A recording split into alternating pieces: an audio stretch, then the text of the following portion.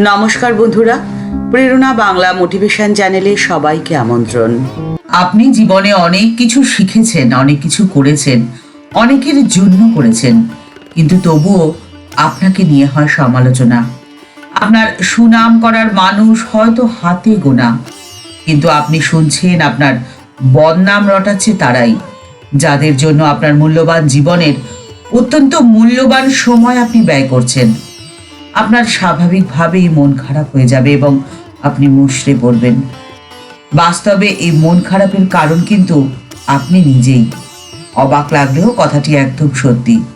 আপনি হয়তো অনেক কিছুই শিখেছেন, কিন্তু আপনি একটা ছোট্ট শব্দই শেখেননি। ছোট্ট একটি শব্দ, কিন্তু এই শব্দকে যারা নিজের জীবনে গ্রহণ করতে পেরেছেন তারা জীবনে ভালো থাকেন। শব্দটি হলো না। আপনাকে না বলতে শিখতে হবে। আপনাকে বিচার করতে হবে কোনটা ঠিক আর কোনটা ভুল। আপনাকে নির্বাচন করতে হবে কোন কাজটি আপনার জীবনকে উন্নত করবে। আপনি যদি বেশি কাজ করেন তাহলে আপনার সব কাজ পারফেক্ট হবে না। তাই আপনাকে নির্বাচন করে কাজ করতে জানতে হবে, যার ফলে আপনার প্রত্যেকটি কাজ হবে পারফেক্ট। না বলতে প্রয়োজন হয় সাহসের, আর এই সাহস আসে আত্মবিশ্বাস থাকলে। তখন এই চিন্তা আপনাকে বিভ্রান্ত করবে না, পাছে কেউ খারাপ পেল না তো। এবং এই চিন্তা যখন দূর হয়ে যাবে তখনই সঠিক সিদ্ধান্ত আপনি নিতে পারবেন। আর নিজের প্রতি ফোকাস হওয়ার অন্য নামই তো সাধনা। ঠাকুর বলছেন, সংসারে থেকে সাধন করতে হয়। সাধন করলে তবে তো নির্লিপ্ত থাকা যায়। আপনাকে আগে নিজেকে প্রশ্ন করতে হবে, আপনি কি চাইছেন। নিজেকে উন্নত করতে হলে কোন কাজটি আপনি করবেন সেটি নির্বাচন করে আগে নিজে ভালো থাকতে হবে।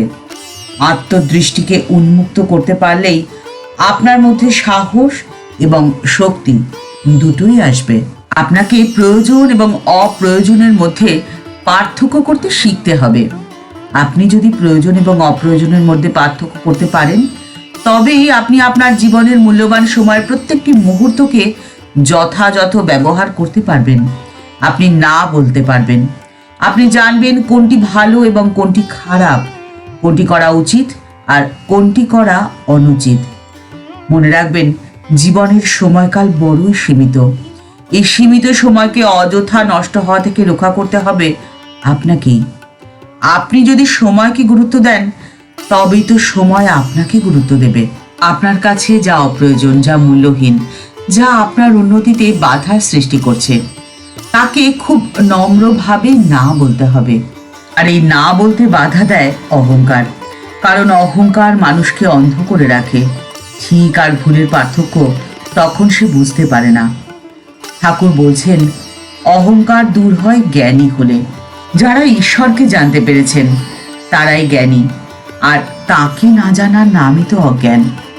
আর আপনি যখন জ্ঞানী হয়ে উঠবেন তখন আপনি এটা বুঝতে পারবেন যে জীবনের চরম সত্যিটা কি। ক্ষুদ্র জীবনকালটি বৃথা নষ্ট হতে দিতে কখনোই চাইবেন না।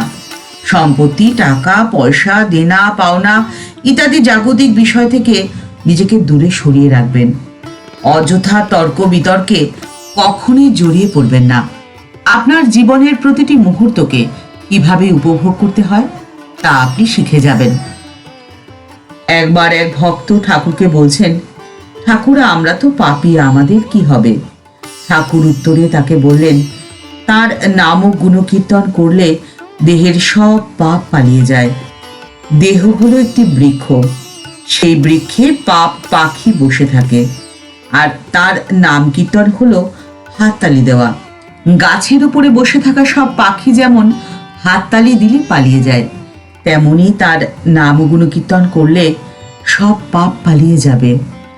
আবার দেখো, মেঠো পুকুরের জল সূর্যের তাপে আপনা আপনি শুকিয়ে যায়, তেমনি তার নাম ও গুণকীর্তন করতে পারলে পাপ পুষ্করিণীর জল আপনা আপনি শুকিয়ে যাবে।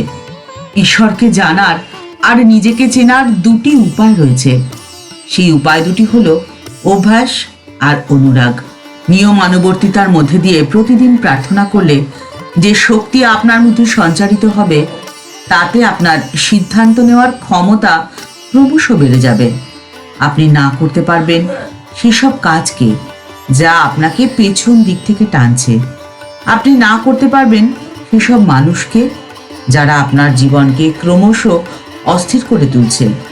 আপনি না করতে পারবেন আপনার সেই সব ইচ্ছেকে, যেসব ইচ্ছে আপনাকে অসৎ পথে পরিচালিত করতে পারে। ঠাকুর মা ও স্বামীজির চরণে প্রণাম জানিয়ে আজকের পর্ব এই পর্যন্তই। দেখা হচ্ছে পরের পর্বে। ভিডিওটি যদি ভালো লেগে থাকে তাহলে তা শেয়ার করার অনুরোধ করছি। সবাই ভালো থাকবেন, সুস্থ থাকবেন। নমস্কার।